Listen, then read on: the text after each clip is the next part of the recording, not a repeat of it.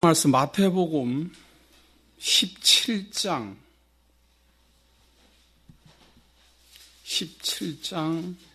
22절입니다. 마태복음 17장 22절.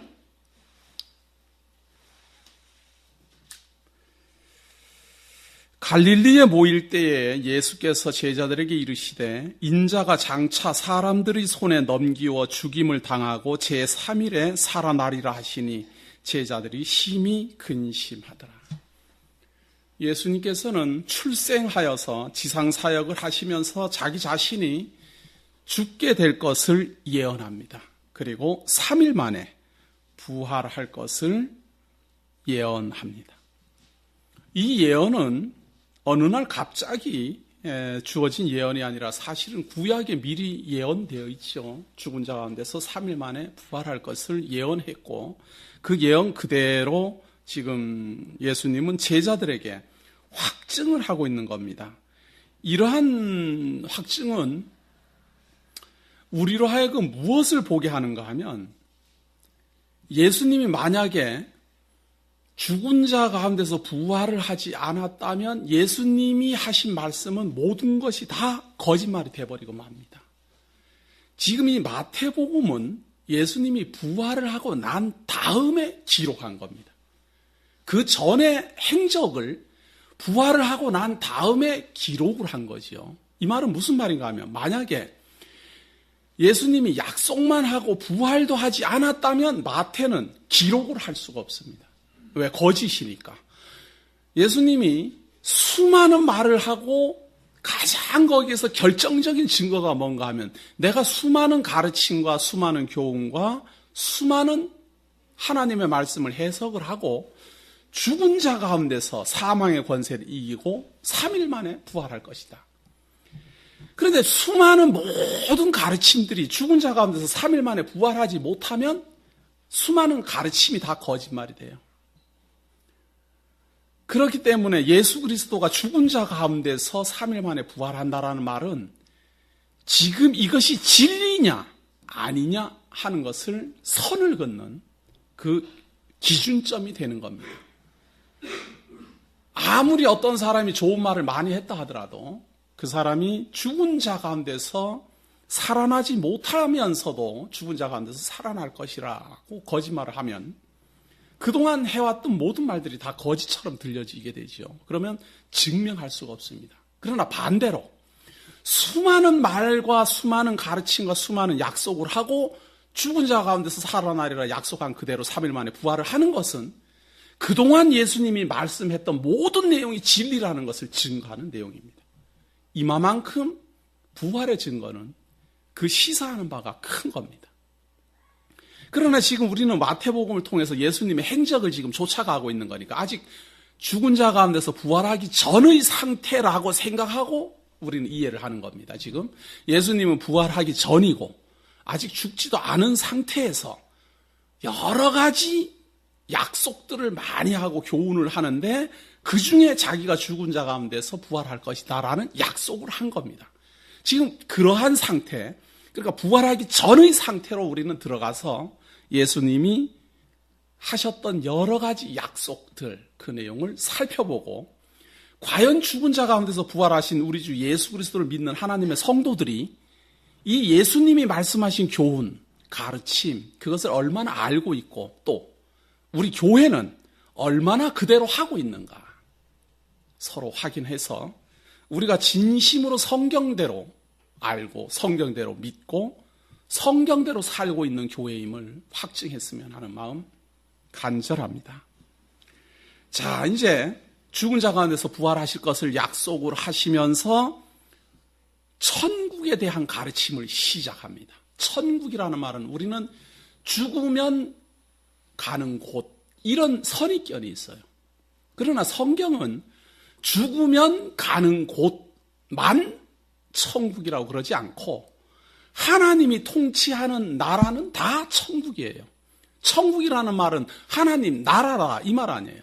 하나님이 통치하는 나라는 다 천국인 거예요. 그런데 우리는 죽으면 가는 곳을 천국이라고 보기 때문에 예수님이 천국에 대한 설명을 해도 우리가 죽은 다음에 사는 세상인 줄로 자꾸 아는 거예요. 그러나 그것이 아니고 이 세상에 살고 있으면서도 우리는 이 나라의 가르침을 따르는 게 아니라 하나님의 말씀을 따르잖아요. 오늘도 우리가 모여가고 하나님의 말씀이 어떠한가라는 걸 살피는 거예요. 왜 이러는가? 우리는 하나님 나라 성도들이니까, 천국의 성도들이니까 하나님의 말씀을 듣고 배우고 확인하는 겁니다. 물론 우리가 이 세상에서 죽은 다음에도 하나님의 나라고, 신령한 몸을 입은 다음에도 하나님 나라예요. 살아 생전에도 하나님 나라예요.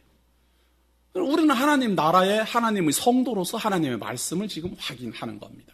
그렇기 때문에 성경을 확인할 때 그 천국이라는 말로만 무조건 천국 그러면 우리가 죽은 다음에 가는 곳 이렇게 생각하지 마시고 그 내용을 살펴서 지금 여기는 살아생전의 천국이다. 혹은 신령한 몸의 천국이다. 혹은 구원 얻은 다음의 천국이다. 이런 구분이 필요합니다.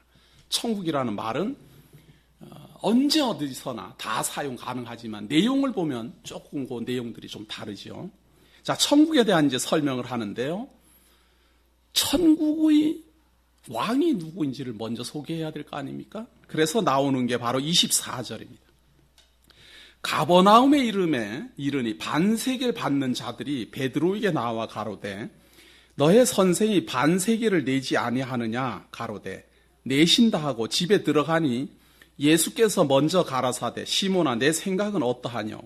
세상 임금들이 네게 관세와 정세를 받느냐? 자기 아들에게냐 타인에게냐? 베드로가 가로되 타인에게니이다. 예수께서 가라사대 그러하면 아들들은 세를 면하리라. 그러나 우리가 저희를 오해케 하지 않기 위하여 내가 바다에 가서 낚시를 던져 먼저 오르는 고기를 가져 입을 열면 돈 1세겔을 얻을 것이니 가져다가 나와 너를 위하여 주라 하시니라. 자, 여기 반세겔은 성전세라는 겁니다. 이 유대나라의 특징은 모든 국민이 하나님을 믿는 그러한 국민이기 때문에 국민 1인당 무조건 성전을 위하여 세겔, 그러니까 지금으로 말한다면 뭐 100원 이렇게 혹은 50원 이렇게 정해진 금액을 꼭 내야 돼요. 그게 이제 반세겔로 정해져 있는 겁니다. 한 세겔은 많고 반으로 나누어서 이제 가족이 4명이면은 2세겔 뭐 이렇게 정해지는 겁니다. 그 반세겔을 성전세로 내면 그 성전세로 받은 것으로 이제 성전 보수도 하고 뭐 제사장들이 그걸로 살기도 하고 또 따로 속죄 제물로 들어오는 걸로 살기도 하고 그럽니다. 그 중에서 이 반세겔은 성전세라 그래서 누구나 다 내야 됩니다. 근데 아마 이제 예수님하고 그 제자들이 안 내니까 그 세겔, 그 세금 받는 사람이 왜 당신들하고 제자들은 반세겔을 안 내느냐? 성전세를 안 내느냐? 그러니까 예수님 묻습니다. 이 세상 임금의 아들들이 세를 내느냐 안 내느냐? 아들들은 안 냅니다. 그럼 누가 내느냐? 백성들이 냅니다. 세금을 내는 이 세상의 왕은 이 우리나라 지금 현재는 대통령도 내지만 옛날 왕의 개념은 왕이 이 나라의 주인이에요. 이 나라의 주인이고 백성들은 그 주인이 주는 땅에서 사는 겁니다. 그 주인이 주는 땅에서 살면서 세를 내는 거죠. 그리고 세를 내면서 이제 이 땅에서 사는데 왕자는 안 내죠. 임금도 안 내고. 왜? 자기가 주인이니까. 예수님이 그걸 물은 겁니다. 성전세를 내라 그러는데 하나님의 성전인데 이 하나님의 성전에서 하나님의 아들이 세를 내느냐 안 내느냐 하고 묻는 겁니다. 그러니까 아들들은 안 냅니다. 백성들은 냅니다. 그러니까 예수님 하는 말은 나도 응당 안 내야 되고 나와 함께 하는 너희들도 하나님의 백성이니까 안 내야 되지만 사람들이 오해할 것 같으니까 물고기를 잡아서 거기 한 세겔이 나오면 너와 나를 위하여 내라. 이 말은 그 속에 숨어있는 말은 이 성전세를 내가 왜 내느냐? 나는 하나님의 아들인데 그 말이죠. 나와 함께하는 너희들은 하나님의 성도인데 왜 임금에게 내느냐? 그 말입니다. 이미 이 세상 임금과 하나님 나라의 임금을 구분하는 겁니다. 하나님 나라의 주인과 이 세상의 주인이 다르다는 걸 확연히 구분해 짓는 겁니다. 그래서 이 세상에 비록 예루살렘 성전이 있다 하더라도 하나님의 성전이니까 나는 아들이고, 그러니까 나는 안 내지만 사람들이 오해할 것 같으니까 그냥 내라, 그 말입니다. 자, 그러더니 이제 18장 1절부터 본격적으로 천국에 대한 질문이 시작됩니다. 그때 제자들이 예수께 나와 가로되, 그때라는 말은 앞에 사건하고 지금 이어진다, 이런 이야기입니다. 이 하나님 나라 성전의 주인은 세를 내느냐 안 내느냐? 안 냅니다. 그러면 천국, 그 하나님 나라에서는 과연 누가 큽니까? 하나님의 나라에서는 누가 큰 겁니까? 이 세상 나라에서는 누가 큰가 하면 임금이 커요.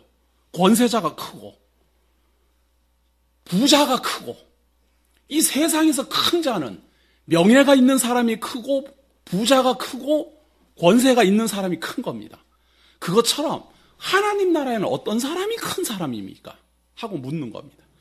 그렇게 이제 완전히 다른 하나님 나라에서는 누가 큽니까? 예수께서 한 어린아이를 불러 저희 가운데 세우시고 가라사대, 진실로 너희에게 이르노니 너희가 돌이켜 어린아이들과 같이 되지 아니하면 결단코 천국에 들어가지 못하리라. 이 내용이 참 의미심장합니다. 어린아이처럼, 그러는데 돌이켜예요. 다시 말해서 어른으로 지금 장성했는데 도로 어린아이가 되지 않으면 안 된다는 거예요. 이 불가능한 이야기죠. 거듭나야 된다라는 말하고 같은 말입니다. 니고데모에게 하는 말이 그래요. 거듭나야 하나님 나라를 볼 것이다, 이렇게 말하니까 니고데모가 어떻게 거듭납니까? 도로 어머니 뱃속으로 들어갈 수도 없고 어떻게 두 번 날 수가 있겠습니까? 그렇게 묻잖아요. 어떻게 어린아이가 도로 되느냐, 그 말이에요. 지금 예수님이 하는 말은 하나님 나라에서 크다고 일컬음을 받으려면 어린아이처럼 돌이켜, 그 말이에요. 여기 보면 예수께서 한 어린아이를 불러 저희 가운데 세우시고 가라사대, 진실로 너희에게 이르노니 너희가 돌이켜 어린아이들과 같이 되지 아니하며 결단코 천국에 들어가지 못하리라. 도로 어린아이가 돼야 된다. 우리는 어린아이는 될 수가 없지요. 어떻게 도로 가겠습니까? 그런데 그거보다 더 중요한 말이 있습니다. 예수님이 한 어린아이를 불러 그들 앞에 세우고. 교회는 부름을 받은 사람들의 모임입니다. 하나님이 불러 모은 사람들. 교회라는 말, 에클레시아라는 말은 하나님이 불러 모은 사람들. 그 말. 마치 예수님이 어린아이를 불러 저희들 가운데 세우고 돌이켜 어린아이들과 같이 되지 아니하면 천국에 들어갈 수 없다. 이것은 하나님 나라에 들어가는 조건입니다. 하나님 나라에서 누가 큽니까 작습니까를 물었는데 예수님은 첫 번째 하는 말이 천국에 들어가는 조건, 어린아이가 돼야 된다. 돌이켜 어린아이처럼 낮아져야 된다. 어떻게 낮아집니까? 내가 불러야만 가능하다, 그 말입니다. 어린아이니까 가능한 게 아니라 내가 불러 세움으로 가능하다, 그 말입니다. 내가 불러 세움으로 하나님 나라의 성도가 된다. 그러므로 누구든지 이 어린아이와 같이 자기를 낮추는 그이가 천국에서 큰 자니라. 누가 큽니까? 부름을 입고 자기를 낮추는 사람. 세상 나라하고는 다르죠. 이 세상 나라에서는 자기를 높여야만 대우받습니다. 지금 선거철 앞두고 지금 국회의원 공천 못 받아갖고 나는 무소속으로 나가겠다고 전부 다 난리 났어요. 지금 난리 났어요. 다 자기가 잘할 수 있는데 왜 나를 안 빼느냐, 안 넣느냐. 자기가 이게 세상 나라예요. 세상 나라는 능력 있음을 과시해야 되는 나라예요. 내가 부유함을 드러내야 되는 나라고, 내가 명예가 있음을 보여줘야 되는 나라고, 내가 실력이 있음을 드러내야 되는 나라예요. 하나님 나라는 어린아이라는 말은 말이에요. 조금 더 적극적으로 말해서 모자라는 아이를 어린아이라 그러는 거예요. 성숙하지 않았다 그 말 아니에요. 모자린다 그 말이에요. 어린다라는 말은 이렇게 아직 덜 자랐다, 미숙하다, 이런 이야기 아니에요. 그러니까 완성되지 않은 사람이다. 부족한 사람이다. 완전히 세상하고는 다르죠. 세상은 부족합니다라고 해갖고는 아무것도 나 국회의원 나오는데 나 부족한 사람입니다. 이래갖고는 아무도 안 찍어줘요. 나 대통령 되려는데 나 참으로 부족한 사람입니다. 아무도 안 찍어줘요. 인사로 그냥 부족한 사람입니다 하고 겸손한 척하느라고 말은 할 수 있어도 진짜 부족한 사람은 세상에서는 큰 자라고 칭해질 수 없습니다. 그러나 하나님 나라에는 부족해야 큽니다. 부족해야 나는 부족합니다. 왜? 나는 부족하나 나를 부르신 그리스도는 큽니다. 그거예요. 나는 모자랍니다. 그러나 나를 구원하신 예수 그리스도의 능력은 큽니다. 이렇게 되는 사람이 바로 하나님 나라에서 큰 자다. 하나님이, 예수님이 부르신 사람들, 예수님이 인정해 준 사람들. 또 누구든지 내 이름으로 이런 어린아이 하나를 영접하면 곧 나를 영접함이니 누구든지 나를 믿는 이 소자 중 하나를 실족케 하면 차라리 연자매 똘을 그 목에 달리우고 깊은 바다에 빠뜨리우는 것이 나으니라. 이 내용도 잘못 보면은 말이에요. 어떤 사람이 실수를 해서 누구를 어린아이를 실족케 한다 이렇게 이제 보는데 그러한 내용이 아니고 피동이에요. 누구든지 나를 믿는 이 소자 중 하나를 실족케 하면 이제 예수를 믿는 이 소자 중 하나를 실족케 하면 그 실족함이 얼마나 큰가 하면 차라리 연자매 똘을 그 목에 달리우고 깊은 바다에 빠뜨리우는 것이 나으니라. 이 말은 그 소자가 그만큼 비참하다 이런 이야기예요. 다시 말해서 예수 그리스도가 하나님의 성도로 불러 모으신 하나님의 성도를 실족하게 해서 하나님을 못 믿게 만들어버리면 그 못 믿는 그 어린아이처럼 된 그 사람은 차라리 연자매 똘을 목에 달고 바다에 빠지는 게 더 나을 정도로 비참해진다 그 말이에요. 세상적으로도 모자려요. 하나님 나라에서도 영접 못 받아요. 하나님 나라에서도 실족했습니다. 어디로 가겠습니까? 갈 데가 없어요. 연자매 똘 달고 바다에 빠지는 것처럼 비참한 처지가 된다 그 말이에요. 다시 말해서 예수를 그리스도로 영접하고 하나님의 백성으로서 함께하고자 믿고 오는 사람들을 이런저런 이유로 실족해 한다면 실족해 하는 사람은 어떤지는 모르지만 실족당하는 그 사람은 그 비참함이 이루 말할 수 없다. 따라서 교회에서는 그 사람의 능력이 없다고 해서 교회에서 추방할 수는 없습니다. 교회에서는 능력 위주로 그 사람을 판단하지 않습니다. 무엇으로 판단합니까? 예수 그리스도의 부르심으로 판단합니다. 우리가 볼 때는 분명히 모자라고 우리가 볼 때는 분명히 부족하고 우리가 볼 때는 어린아이 같아도 예수를 그리스도로 영접했으면 하나님 나라의 성도다 그 말이에요. 그러나 세상 눈으로 보면 아이고 저런 사람이 어떻게 교회를 다니냐, 아이고 저래 갖고 어떻게 성경 한 줄이나 읽겠나 이렇게 생각이 든다 그 말이에요. 그것은 세상적으로 보는 것.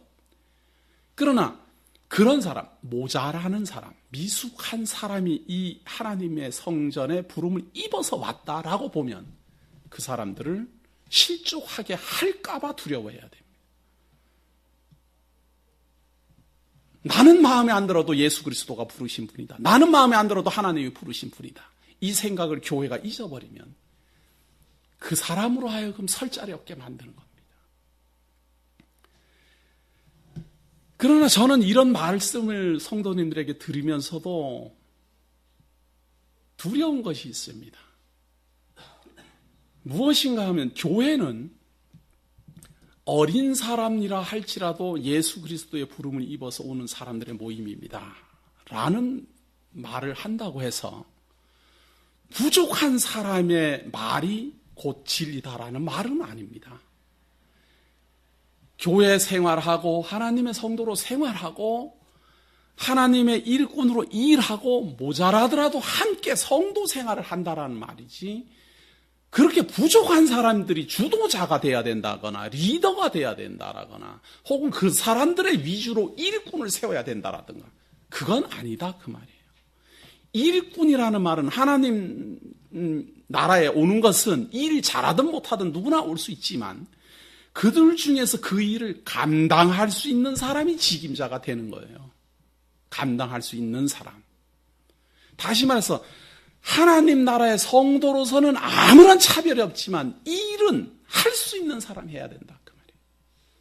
일을 한다고 해서 그 사람이 대단히 명예로운 것도 아니고, 일을 한다고 해서 그 사람이 대단히 능력 있는 것도 아니지만, 하나님께서 그에게 그러한 일을 할 수 있는 은사를 주었다라고 우리가 믿는 겁니다. 그래서 직임자들을 향하여서 우리는 하나님께서 주신 은사로 그 사람을 보는 겁니다. 직급을 높게 보는 게 아니라 그분이 맡은 바 하나님 안에, 하나님 나라에서의 직분자다. 조금 있으면 나오겠지만, 지난번에 나왔죠. 무엇과 같은가 하면 아침에 부름을 받아서 일하는 사람이에요. 일찍 나와고 아침부터 나와고 저녁까지 일하는 사람. 그런 사람들이 있고, 어떤 사람은 저녁 끝날 무렵 돼갖고 와가지고 일하는 사람도 있고, 그렇게 있잖아요. 그런데 저녁 끝 무렵에 돼가지고 아침부터 와갖고 일하는 사람이 일하는 것과 똑같이 하나님 나라의 성도로 대우는 받지만 일에 있어서는 분명히 양이 차이가 있잖아요. 그러니까 은사를 맡은 사람들에 대해서도 귀하게 여길 줄 알아야 됩니다. 지금 예수님이 여기 성경에서 하는 말은 하나님 나라에 들어오는 기준점은 지위, 고화, 능력이나 모든 것이 없이 모두 다 어린아이예요. 모두 다 어린아이로 하나님 나라에 들어오는 겁니다.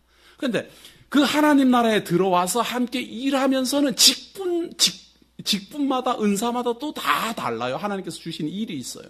그 주신 일대로 일하는 것은 또 구분되는 겁니다.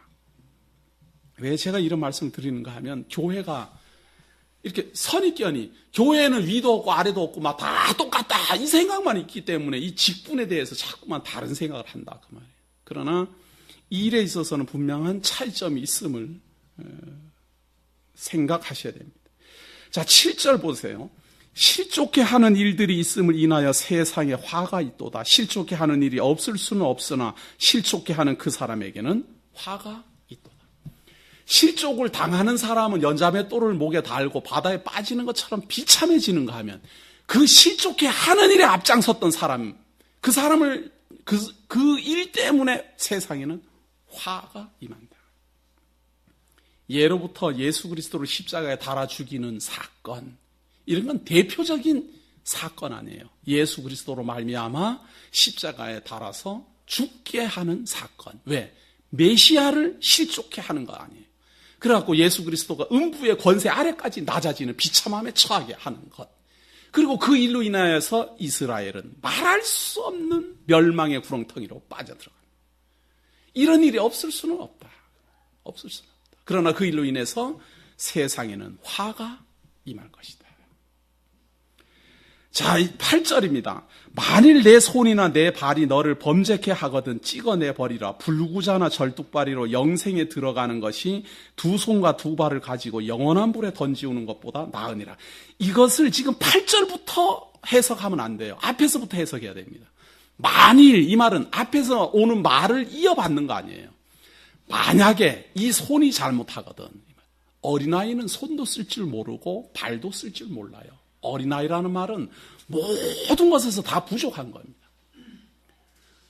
손을 쓸 줄 알고 발을 쓸 줄 알고 무엇을 할 줄 안다는 건 능력이 있다라는 말이에요. 그러한 능력이 있거든 차라리 잘라버려라, 그 말이에요. 왜? 하나님 나라에 들어오는 것은 능력자로 들어오는 게 아니니까. 힘이 있기 때문에 들어오는 게 아니니까. 무엇을 가졌기 때문에 들어오는 게 아니니까. 차라리 없는 것이 낫다. 무능한 것이 낫다. 만일, 9절입니다. 만일 내 눈이 너를 범죄케 하거든 빼어내버리라. 한 눈으로 영생에 들어가는 것이 두 눈을 가지고 지옥불에 던지우는 것보다 나으니라. 두 눈을 가지고 자기는 능력이 있다라고 생각하고 사물을 보지만 그 눈이 범죄하게 하고 음란하게 하고 그 눈이 사람을 미워하고 그 눈이 사람을 멸시하고 그 눈이 사람을 질투하는 눈이라면 차라리 없는 것이 낫다. 하나님 나라는 그러니까 이 세상 살면서 가지고 있어야 될 모든 것들을 필요 없다, 그 말이에요. 이 세상에서 잘 살려면은 손재주가 있어야 되고 뭐 발재주가 있어야 되고 머리가 영특해야 되고 잘 봐야 되고 연구도 잘해야 되고 이래야지 무슨 명예도 없고 돈도 없고 권세도 없고 다 할 텐데 하나님 나라는 그런 것 다 필요 없다.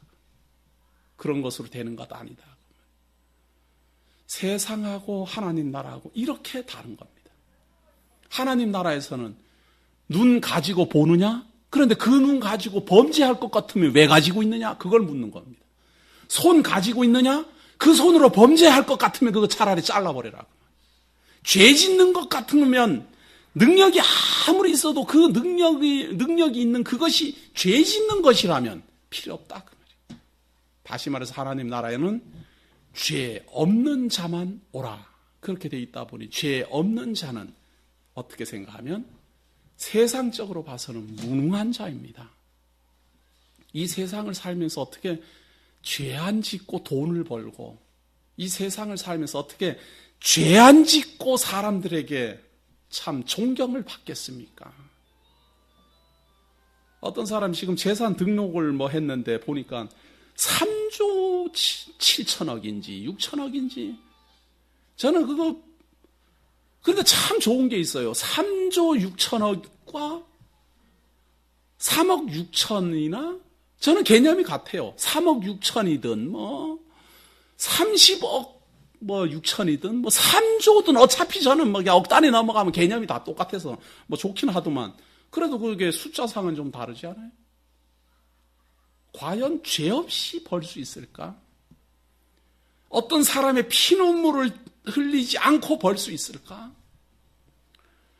어떤 사람의 심장을 도려내는 그러한 짓을 서슴없이 하지 않고도 할 수 있었을까? 권세자도 마찬가지고 명예자도 마찬가지입니다. 저는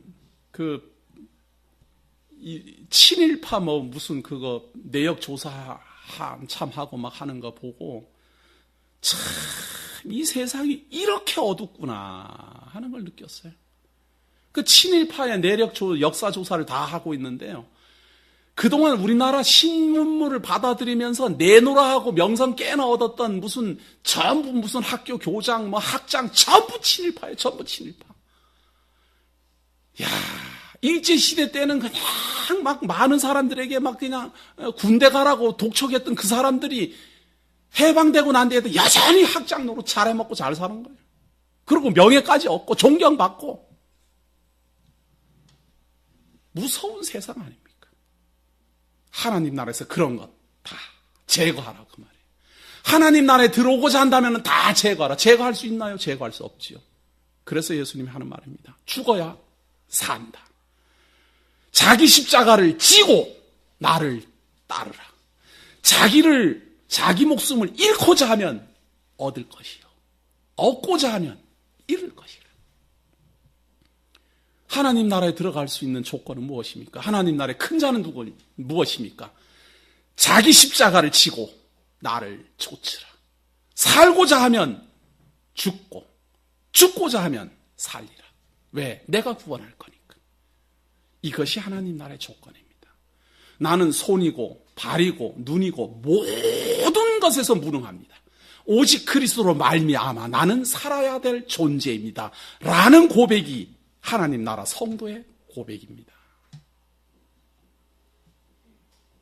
그래서 사실 교회 생활을 하면서 말이에요. 이걸 우리가 자꾸 알아져 가야 되거든요. 그래서 교회 생활을 하면 할수록 나는 자꾸 낮아지고 하나님의 능력은 자꾸 높아지는 것이 바로 하나님의 영광을 영광을 돌리는 겁니다. 하나님께 영광 돌립니다. 이렇게 말하는 게 영광 돌리는 게 아니라 하나님께서 나를 이렇게 구원하셨고 하나님께서 나를 이렇게 인도하셔서 하나님의 성도 삼아주셨습니다. 라고 고백하는 것이 하나님의 하신 영광을 표현하는 방법이다. 그 말이에요. 그래서 나는 능력이 없고 세상적으로는 못난 사람이지만 예수 그리스도가 나를 불러 하나님 나라 가운데 세우시고 하나님께서 나로 하여금 어린아이와 같이 성도로 부르셨다는 것에 감격하는 사람들. 이 사람들을 우리는 하나님의 성도라 말합니다. 10절입니다. 삼가 이 소자 중에 하나도 없인 여기지 말라. 너희에게 말하노니 저희 천사들이 하늘에 계신 내 아버지의 얼굴을 항상 배웁니다. 소자, 낮아질 대로 낮아진 사람, 어린아이처럼 된 사람, 모든 것에서 무능한 사람, 손이고 발이고 눈이고 다 없는데 얼마나 낮아진 사람입니까? 그 사실은 우리가 신학적으로 우리의 전적 무능력을 고백하는 것은요, 신학적인 표현이에요. 그러나 분명하게 말해서 성경대로 말하면 나의 무능함을 고백할 줄 알아야지 성도예요. 신학적으로 전적 무능력입니다. 그러니까 아하, 장로교에서는 전적 무능력을 믿는구나. 이렇게 아는 게 아니라 진심으로 하나님 앞에서 나의 무능함을 고백할 줄 아는 사람들. 하나님이여 내가 똑똑한 줄 알았더니 이런 실수를 합니다. 하나님이여 제가 의로운 줄 알았더니 이렇게 불의함이 제게 있습니다. 누구에게 표현하라는 게 아니라 하나님 앞에만 서면 그런 표현이 나와야 된다 그 말이에요. 하나님이여 제가 모든 것을 다 버린 줄 알았는데 여전히 욕심이 제 밑바닥에 있습니다. 질투심이 그대로 있습니다. 제가 또 무엇인가 해보겠다라는 그러한 열의가 쓸데없는 욕심이, 명예심이, 권세욕이 저에게 그대로 있습니다. 이러한 고백이 나올 때마다 성도 여러분들 하나님 앞에 감사하십시오. 왜? 나를 이렇게 소자되게 하신 그 능력이 하나님께 있기 때문입니다. 내가 그렇게 고백한다고 해서 내가 낮아졌다라고도 생각하면 안 됩니다. 하나님께서 하나님의 말씀으로 나를 이렇게 낮추셨습니다. 그러니 이 하나님 나라의 소자 한 명 한 명을 귀하게 여기라 그러잖아요. 성도님들 제가 설교할 때마다 존귀함을 받는 것이 당연한 성도 이런 말 하는 건 그냥 구호로 하는 말이 아니에요. 이 소자 중 하나라도 없이 여기지 마라라는 말씀이 내 가슴 속에 있기 때문에 진심에서 나오는 말로 하는 말이에요. 그러나 우리는 알게 모르게 미워하기도 하고 알게 모르게 참 업신여기기도 하고 알게 모르게 무시하기도 하고 그럽니다. 하나님 앞에서 우리를 돌아봐야 될 모습들입니다. 너희 생각에는 어떻겠느냐? 만일 어떤 사람이 약 100마리가 있는데 그 중에 하나가 길을 잃었으면 그 99마리를 산에 두고 가서 길 잃은 양을 찾지 않겠느냐? 진실로 너희에게 이르노니 만일 찾으면 길을 잃지 아니한 99마리보다 이것을 더 기뻐하리라. 이와 같이 이 소자 중에 하나라도 이뤄지는 것은 하늘에 계신 너희 아버지의 뜻이 아니니라. 이 하나님 나라는 어떠한 것인가 하면 이제 하나님 나라로 부름을 입었어요. 부름을 입은 하나님의 성도들보다도 아직 부름을 입지 못해서 길 잃고 헤매는 하나님의 택한 백성을 더 귀하게 여겨요. 이거 참 기분 나쁘잖아요. 제가 예수님이라는 말이 아니고 예를 들어서 그래요. 강 목사도 제 마음속에 귀한 분으로 만약에 구분을 한다 그러면 처음부터 저하고 함께 한 사람들이 귀하지요. 그런데 그렇게 귀하신 분을 맨날 귀합니다, 귀합니다. 그러고 말을 할 이유는 없는 거예요. 그건 당연한 거니까. 그러나 이번 주부터 나오기 시작했다. 혹은 지난주에 등록했다. 그런데 지금 보이지 않는다. 저는 그 관심 간다 그 말이에요. 성도님들도 당연히 관심 가야 되는 거 아니에요? 다른 분들은 우리와 함께 협력하고 지금 함께 하나님 나라의 성도로서 점점 잘하고 있는데 어떤 사람이 아직 함께 하지도 못하고 또 그렇다고 떠난 것도 아니고 지금 어중간하다 그 말이에요. 혹은 완전히 막 어디 있는지도 모르고 헤매고 놀고 있어요. 그리스도가 그분을 불쌍히 여겨서 99마리를 내버려 두고라도 그 한 마리를 찾아오는데 교회에 먼저 하나님의 성도로 하나님 나라에 먼저 부름을 입은 사람들이 아이고 예수님은 나는 팽개치고 저 한 마리 양 구하나로 뛰어다니네 이러면서 뒤에서 퉁퉁거리고 있다면 그게 어떻게 되겠습니까? 우리는 가만히 생각해 봐야 될 겁니다. 약할수록 손이 가야 되고 헤맬수록 관심을 기울여야 됩니다. 그렇지 않아요? 잃어버린 양이라는 말이 우리는 참 좋은 의미로 생각하잖아요. 예수님이 한 마리 잃어버린 양을 찾으러 간다. 한 마리 잃어버린 양을 찾으러 가는 참 선한 목자. 그래갖고 잃어버린 양 그리고 선한 목자 그 이미지를 참 좋게 가지고 있잖아요.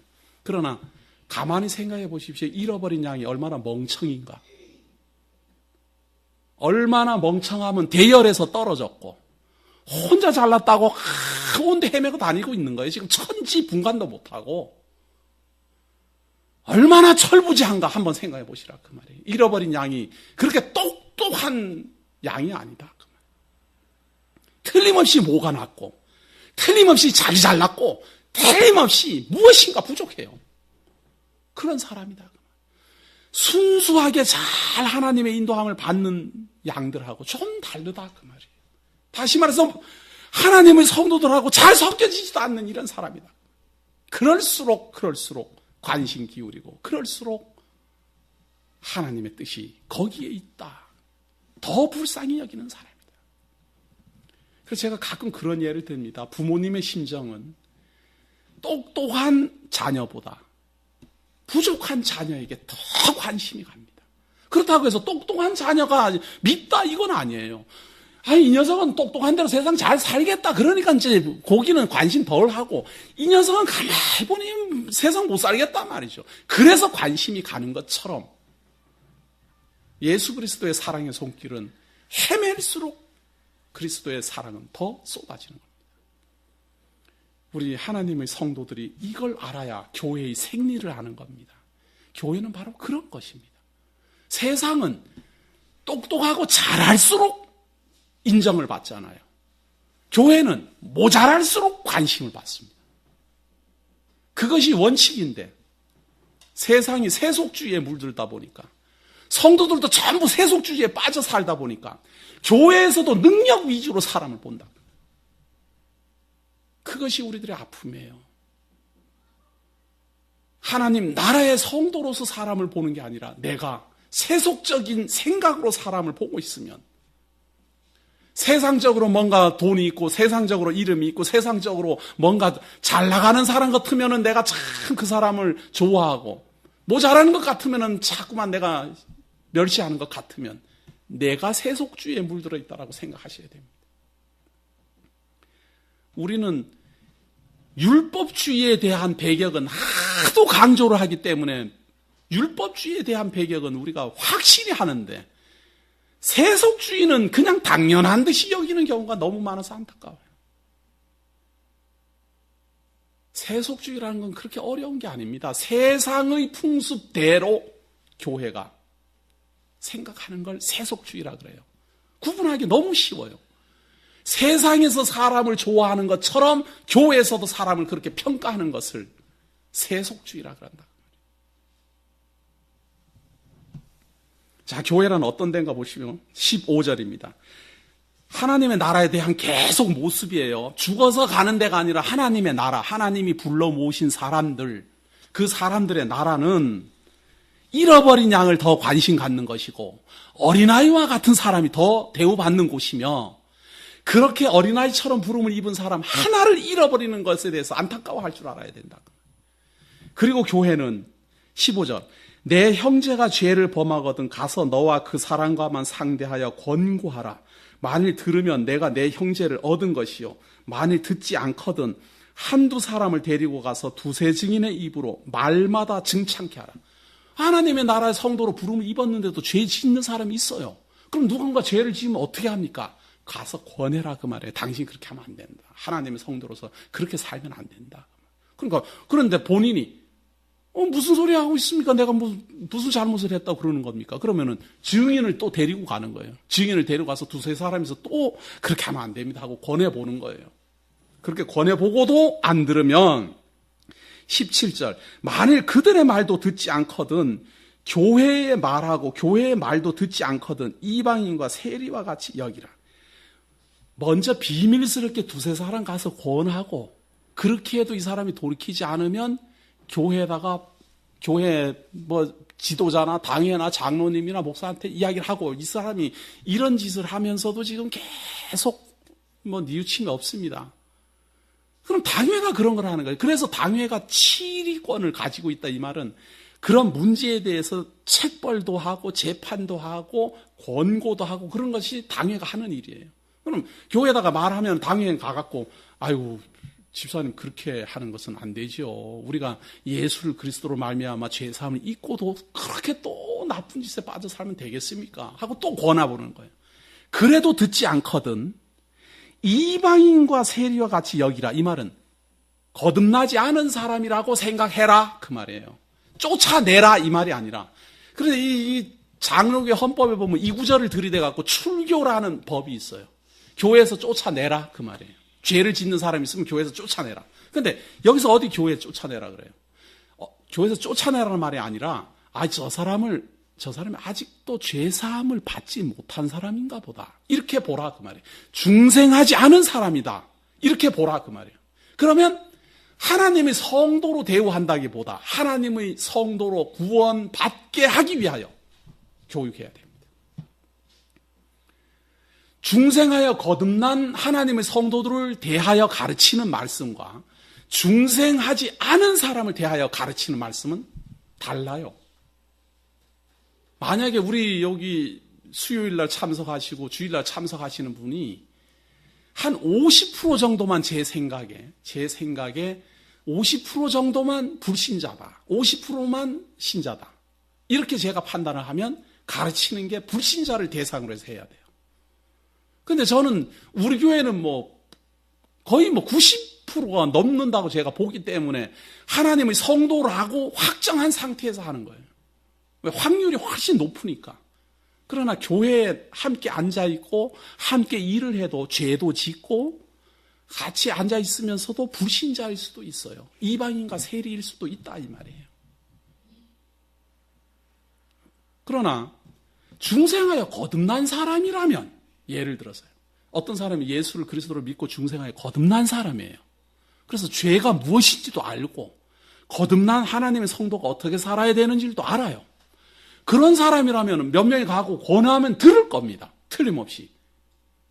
자기 스스로도 이미 아니까, 참 제가 부족해서 그렇습니다. 좀 시간만 주십시오. 어떻게 해서든지 제가 벗어날 수 있도록 노력하겠습니다. 제가 어떻게 하다가 이렇게 또 실족을 해서 제가 마음이 더 괴롭습니다. 저도 하나님께 맨날 기도하고 있습니다. 제가 이 잘못해서 실족된 자리에 빠져 있는데 나로 하여금 여기서 벗어나게 해달라고 하나님께 간절히 구원하고 있습니다. 그럼 함께 기도해주고 오히려 그분이 처해 있는 그 어려운 딱한 사정을 이해해주고 위로해줘야 됩니다. 왜? 알아들으니까. 그런데 한 두세 명이 가갖고 말을 했는데도 이분이 못 알아들어요. 그러면은 좀 당회 장로님이나 목사님이 가갖고 또 한번 권해보는 거예요. 권해보고 들으면 형제를 얻은 것이요. 만약에 안 들으면, 이분은 아직 구원함을 받지 못했구나라고 생각하고 구원받을 수 있도록 시간을 벌리는 겁니다. 이게 교회입니다. 잘라내고 쫓아내고 하는 게 능사가 아니라,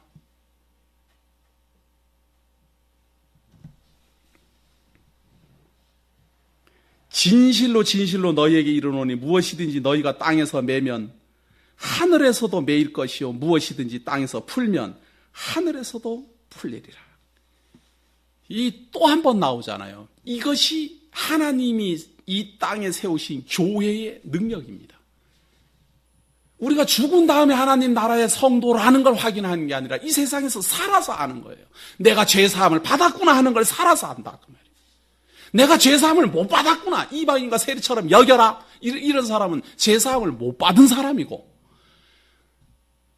제가 참 이 세상 살면서 또 죄를 지었습니다. 하나님의 성도이면서도 죄를 지었습니다. 그 권함을 받는 사람이라면, 안타깝고 그 애달픈 마음을 가지고 있다면 이 세상에 비록 살면서 죄를 짓는다 하더라도 하나님의 성도이면 틀림없다. 그래서 무엇이든지 이 땅에서 죄사함을 입었다라는 확신이 있으면 저 세상에서도 있고, 이 세상에서 죄사함을 입었다라는 확신이 없으면 저 세상에서도 없는 겁니다. 따라서 내가 구원받았는지 안 받았는지는 이 세상에서 아는 겁니다. 내가 죄사함을 받았는지 안 받았는지는 이 세상 교회 생활하면서 아는 겁니다. 내가 하나님 나라에서 영원한 신령한 몸으로 영원히 살 존재인지 아닌지는 하나님의 성도들하고 교제하면서 이미 아는 겁니다. 나중에 죽어봐야 알지, 그거는 불신앙이에요.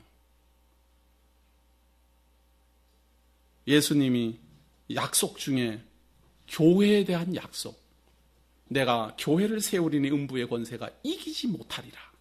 이 교회라는 것은 이 교회당 이걸 말하는 게 아니라 하나님을 중생하여 거듭난 하나님의 성도들의 모인 그 모임은 그만큼 하나님이 귀하게 여기는 대상입니다.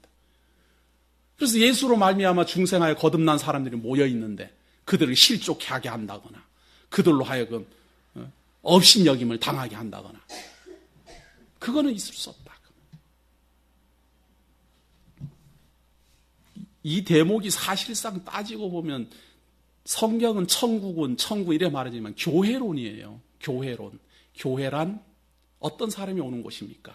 어린아이와 같이 낮아진 사람이 오는 겁니다. 낮아진 사람이 오는데 어떻게 옵니까? 예수 그리스도가 불러서 옵니다. 그렇게 불러서 온 사람들은 어떤 사람입니까? 무능력한 사람입니다. 날마다 죽는 사람입니다. 교회는 그럼 그런 사람들을 어떻게 대해야 됩니까? 존귀 여겨야 됩니다. 한 명이라도 실족하지 않도록 귀하게 여겨야 됩니다.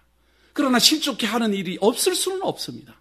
그 일로 인하여서 하나님의 진노가 있고 세상에 대한 심판이 있습니다. 하나님의 성도로 부름을 입은 사람들 중에 죄를 지으면 어떻게 합니까? 한두 사람이 가서 권하십시오. 그래도 듣지 않거든 지도자를 데리고 가서 또 권하십시오. 그래도 듣지 않거든 이분은 중생한 사람이 아니구나 생각하고 거리를 좀 두라. 불신자니까 믿는 것이 먼저다. 그러면서 최종적으로 이 교회에 대해서 땅에서 풀면 하늘에서도 풀릴 것이요. 땅에서 매면 하늘에서도 매일 것이라. 무엇이든지 땅에서 풀면 하늘에서도 풀리리라. 진실로 다시 너희에게 이르노니 너희 중에 두 사람이 땅에서 합심하여 무엇이든지 구하면 하늘에 계신 내 아버지께서 저희를 위하여 이루게 하시리라. 두세 사람이 내 이름으로 모인 곳에는 나도 그들 중에 있느니라. 이것이 바로 교회입니다. 하나님의 성도 두세 사람이 모이면 하나님 앞에서 우리가 어떠한 죄를 지었다 할지라도 그 죄에 사함받을 수 있습니다. 땅에서 풀면 하늘에서도 풀리고 우리 주 예수 그리스도로 말미암아 죄 사함 받고자 구한다면 어떠한 죄, 무슨 죄, 무엇을 했다 하더라도 구원함에 이를 수 있습니다. 그리고 중생하여 거듭난 하나님의 성도 두세 사람만 있으면 그곳에는 하나님이 함께 합니다. 이것이 바로 하나님 나라 곧 천국입니다. 장소를 말하는 것이 아니라 중생하여 거듭난 진실되게 거듭난 하나님의 성도들의 모임.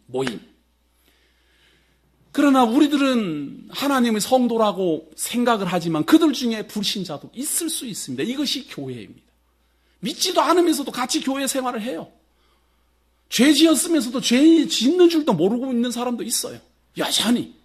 그런 사람대로 진실되게 믿는 사람은 진실되게 믿는 사람대로 귀하게 여김을 받아야 될 사람은 여김을 받는 사람대로 모자라면 모자라는 대로 모두 다 하나님이 잘하게 합니다. 불신자라고 해서 출교할 일은 없어요. 왜? 교회에 오는 사람이 처음에는 다 불신자지 그럼 처음부터 믿는 사람이 그럼 오겠습니까? 와서 배우고 듣고 하다 보면 중생한다라는 건 무엇이구나. 구원이라는 건 무엇이구나. 예수 그리스도는 어떠한 분이구나. 하나님은 어떠한 분이구나. 점점 배우면서 중생하여 거듭나는 하나님의 성도로 변화되어 갑니다. 따라서 중생하여 거듭난 성도는 잃어버린 양이 구원 얻게 하기 위하여 함께 협력하고 함께 봉사하고 함께 최선을 다하며 잃어버린 양은 올바른 길을 배우고 목자의 음성을 깨닫고 듣고 배워서 이제 그 잃어버린 양 헤매고 돌아다니던 그 모든 것들을 다 씻어버리고 하나님의 성도로 한 무리가 되어 한 목자의 음성을 들으며 하나님의 성도로 성장하는 것. 이것이 바로 교회입니다. 그리고 그러한 사람들의 모임 속에는 하나님이 함께 하십니다. 그때 베드로가 나와 가로되 주여 형제가 내게 죄를 범하면 몇 번이나 용서하여 주리이까? 7번까지 하오리이까? 지금 제가 왜 교회에서는 이방인과 세리처럼 여겨야 된다, 출교 못한다, 제가 왜 그러는가 하면 바로 이 뒤에 나오는 내용 때문에 그렇습니다. 베드로가 묻습니다. 형제가 무슨 잘못했으면 몇 번이나 용서합니까? 7번 할까요? 그러니까 예수님이 하는 말입니다. 예수께서 가라사대 내게 이르노니 7번뿐 아니라 70번씩 7번이라도 할지니라. 이러므로 천국 할지니라. 이 말은 무한대로 해라 그 말이에요. 죄에 대해서 심판할 자격 없다 그 말이에요. 결론적으로 너희들은 누구의 죄를 심판할 자격 없다 그 말이에요. 오히려 안타까워해야 되고 저 사람 저를 죄를 짓고도 아직 죄 짓는지를 모르는구나 하고 안타까워해야지. 어떤 사람이 죄 지었다 해가지고 그거 심판할 자격 없다 그 말이에요. 70번씩 7번이라는 말은 무한대 끝없이 심판할 자격도 없다 그 말이에요. 그러면서 예를 하나 듭니다. 이러므로 천국은 그 종들과 회개하려 하던 어떤 인구가 같으니 회개할 때에 1만 달란트 빚진 자 하나를 데리고 오매 갚을 것이 없는지라 주인이 명하여 그 몸과 처와 자식들과 모든 소유를 다 팔아 갚게 하라 한데 그 종이 엎드려 절하며 가로되 내게 참으소서 다 갚으리이다 하거늘 그 종의 주인이 불쌍히 여겨 놓아 보내며 그 빚을 탕감하여 주었더니 그 종이 나가서 제게 100데나리온 빚진 동관 하나를 만나 붙들어 목을 잡고 가로되 빚을 갚으라 하매. 이 예가 무엇인가 하면요, 어떤 사람이 1억을 빚을 졌어요. 그런데 불쌍히 여겨서 주인이 그 1억 빚을 탕감시켜줬어요. 그런데 이 사람이 누구한테가 100만 원을 빌려준 거예요. 그 100만 원 빌려준 사람 길에서 만났어요. 너 100만 원 안 내나? 이래갖고 그거는 막 목을 붙잡고 100만 원 내놓으라고 소리 지르는 사람하고 똑같다 그 말이에요. 무슨 말인가 하면 수없이 많은 죄를 내가 예수 그리스도의 보혈의 공로로 말미암아 죄 사함을 입었는데 누구인가가 나한테 조금 잘못했다고 그거를 용서를 못해갖고는 그냥 미워하고 막 욕을 퍼대는 거랑 똑같다 그 말이에요. 따라서 교회에서는 내가 예수 그리스도에게 모든 죄를 탕감받은 것처럼 누군가 실수하고 누군가 잘못한다 하더라도 끝없이 용서해야 된다. 이것이 하나님 나라입니다.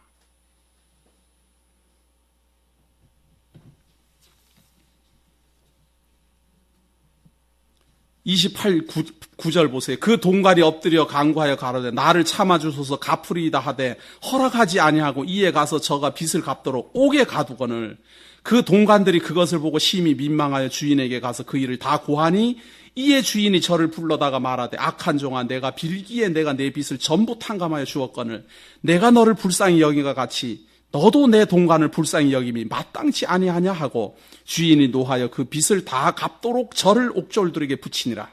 저희가 각각 중심으로 형제를 용서하지 아니하면 내 천부께서도 너희에게 이와 같이 하시리라. 내가 죄 사함을 무조건 모든 죄를 내가 탕감받았으면 그 탕감받은 그 사랑에 감동하여 누구인가가 나에게 실수하고 잘못하고 죄를 짓는다 하더라도 용서할 수 있는 사람이 하나님 나라의 성도인 것입니다. 우리가 용서가 안 되는 것은 누군가 내게 잘못한 것이 용서가 안 되는 것은 내가 용서받은 것을 모르기 때문에 그렇습니다. 내가 받은 은혜를 모르기 때문에 내가 은혜 베풀 줄 모르는 겁니다. 저런 말이 있어요. 사랑을 받지 못한 사람은 사랑할 줄도 모른다. 사랑을 많이 받은 사람은 사랑을 할 줄을 알아요. 자기가 어떻게 할 때 내가 참 좋더라. 어떻게 할 때 내가 위로가 되더라. 우리 엄마가 나한테 어떻게 할 때 내가 참 기쁘더라. 이런 생각이 있는 사람은 자기 자녀한테도 그래요. 그러나 맨날 욕먹고 두드려 맞고 이런 사람은 맨날 욕하고 두드려 패고 그럼 두드려 패면서도 얼핏 또 생각합니다. 내가 엄마한테 듣던 욕을 그대로 합니다. 엄마가 나한테 하던 욕을 내 자녀한테 그대로 해요. 왜 그런 줄 아십니까? 받은 바 은혜는 잊어버리고 그런 것만 기억나기 때문에 그렇습니다. 그래서 교회는 우리 성도들이 별 관심도 없고 그걸 궁금해하지도 않는 거 저 알지만 하나님이 이렇게 사랑했습니다. 하나님의 은혜가 이렇게 넘칩니다. 예수 그리스도의 능력이 이러합니다를 자꾸 강조하는 이유는 아팠던 내용은 다 잊어버리고 이 세상에서 받았던 서름 다 잊어버리고 모두 다 예수 그리스도로 말미암아 받은 바 은혜만 내가 많이 깨달으면 그 깨달은 바 은혜대로 성도를 대할 거니까 그 깨달은 바 사랑대로 성도를 사랑할 거니까 그래서 강조하는 겁니다. 우리가 받은 바 사랑이 얼마나 크냐 하나님의 뜻이 얼마나 광대하시냐 예수 그리스도의 보혈의 공로가 우리에게 얼마나 넘치고 있습니까? 이걸 자꾸 강조해서 내가 받은 바 은혜를 많이 알면 알수록 우리 교회는 많은 은혜를 베푸는 성도들의 모임이 될 겁니다. 그러나 남의 실수가 용서가 안 되고 한번 부딪히면 풀리지 않고 끝까지 문제가 되는 것은 받은 바 사랑을 깨닫지도 못하고 누리지도 못하며 펼치지도 못하기 때문에 나타나는 현상입니다.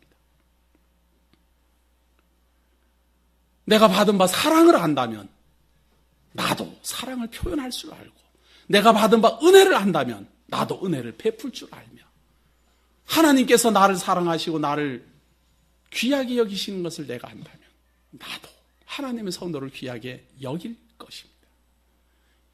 이것을 배워가고 이것을 깨달아가는 과정이 바로 교회의 성도들의 자람입니다.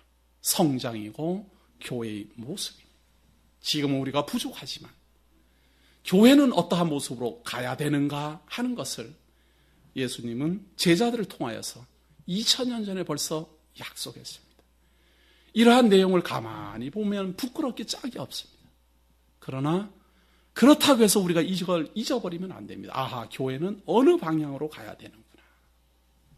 그것은 가슴속 깊이 새겨져 있기를 당부드립니다. 기도하겠습니다.